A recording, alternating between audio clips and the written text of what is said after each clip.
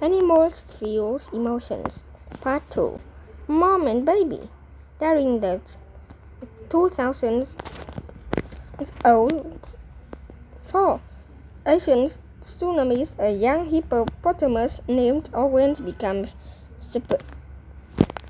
separated from his mother and was carried far from his home by the ocean's waves.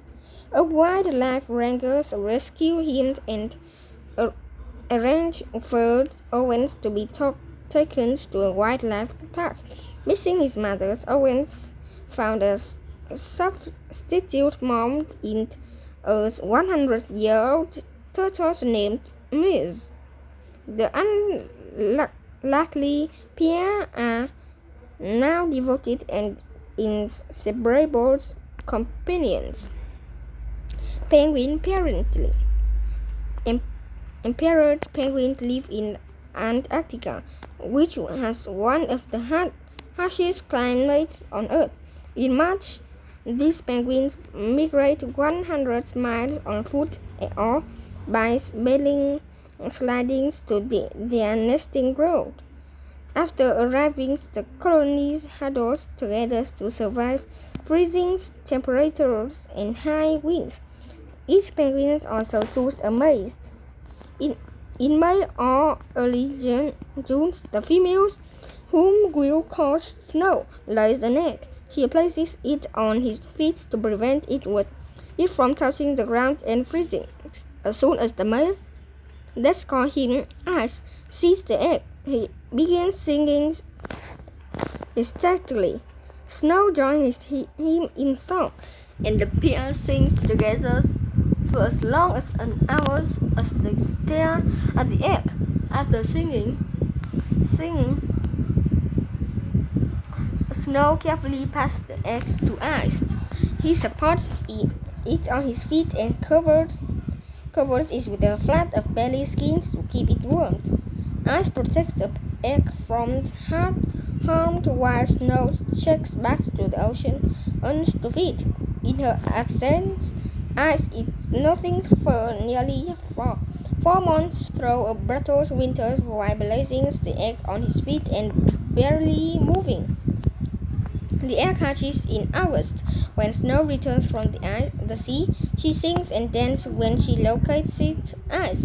She is even more excited to hear her chick peeping and quickly takes it onto her feet. Ice takes off for the oceans and promise of a good meal after a long, hard winter of babysitting. Snow and Ice give new meanings to going the extra mile for the child. That in the next few months, Mom and Dad take turns traveling up to 15 miles back to the oceans to feed. The penguin's chick is always in the watchful, loving care of one of his parents who shows their love by always keeping their chicks safe. Malamute mates. Kapuk and Tika, two champions Malamute show dogs, were a breeding pair enjoying the doggy retirement. Kapuk, the male, was dominant and demanding of attention from any his owners. He was quick to make his needs known, whether a belly scratch, a meal, or a chip outside. Tika, the female, was much quieter and more passive.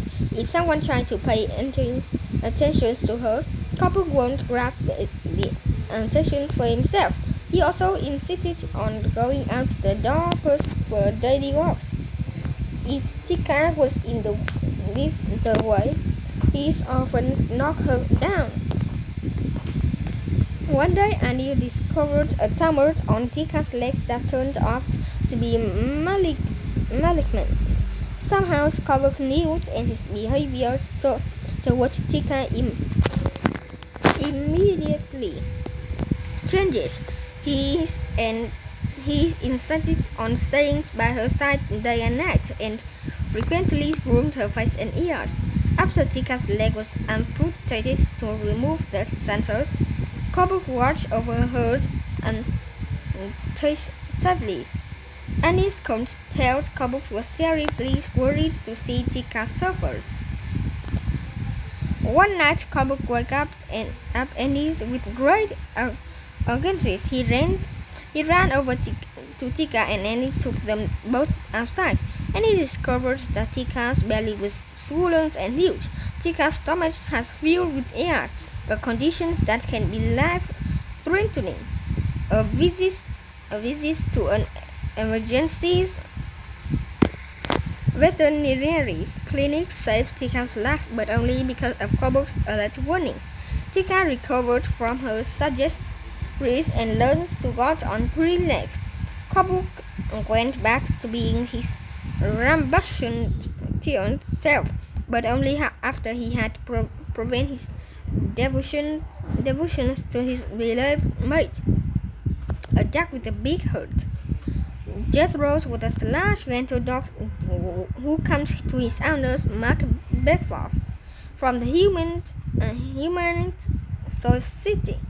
Jethro didn't chase animals, even though that behavior is instinctual to most dogs. He prefers to peacefully watch the world around him. One day, Jethro thought Mark a baby rabbit that didn't have parents to care for it. Mark nurses the rabbit over the next 2 weeks. Jethro insisted on staying right next to the baby box to watch over her. For months after the rabbit was released back in the wild, Jethro would run to the spot where Mark had let the rabbit go, hoping for a reunion with the rabbit whose life he saved. Conclusions. This book contains just a few of many inspiring stories of animal life to devotions. This kind of interactions take place all the time in the animal kingdoms when people aren't watching. Each interaction provides evidence that animals can and do feel love.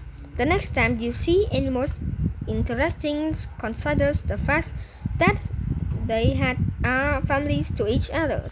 Just because they can speak the words "I love you" as humans do, doesn't mean they don't feel the emotions behind the words. Their loyalty, devotions, and compassion for each other leave no doubt that animals are capable of love.